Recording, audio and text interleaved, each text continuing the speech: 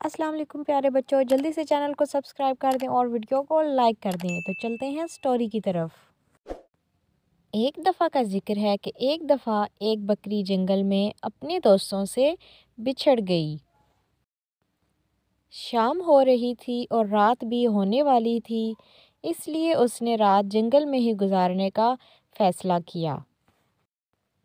थोड़ी ही दूर जाने के बाद बकरी को एक गार नज़र आई।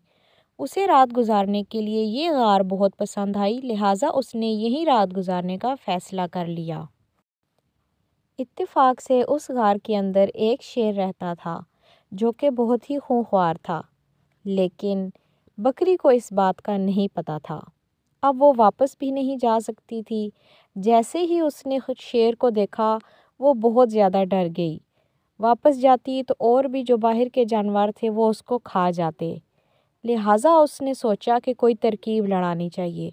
उसके जहन में एक शानदार तरकीब आई। अभी वो ये सब सोच ही रही थी कि शेर की आंख खुल गई। बकरी ने शेर की आंखों में आंखें डाल लीं और गर्दन अकड़ा ली। शेर बहुत हैरान हुआ, क्योंकि आज तक किसी जानवर को भी गार में आने की ऐसे जुर्रत नहीं हुई थी। शेर गुस्से से बोला, तुम कौन हो और क्या कर रही हो मेरे गार में, बताओ मुझे। बकरी भी खूब अकड़ कर बोली, मैं बकरियों की मलका हूँ और मैंने सोचा है कि मैं 50 हाथी, 100 चीते और 10 शेर खाऊंगी। अब तक 50 हाथी, 100 चीते तो मैं खा चुकी हूँ। अब बस 10 शेर खाने बाकी हैं, जिनकी तलाश में मैं निकली हूँ। बकरी की ये बात सुननी थी कि शेर वहाँ से दुम दबाकर भाग गया। शेर को डर था कि कहीं बकरी उसके पीछे ही ना आ जाए। असल में शेर बहुत डरा हुआ था। भागते भागते शेर को रास्ते में एक गीदड़ मिला।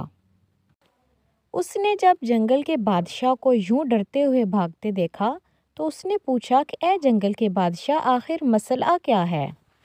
शेर ने सारी बात गीदड़ को बता दी। शेर की बात सुननी थी कि गीदड़ खिलखिला कर हंसने लगा और हंस हंस कर लोटपोट होने लगा। शेर ने गुस्से से कहा, आखिर ऐसी क्या बात है कि तुम इतना हंस रहे हो।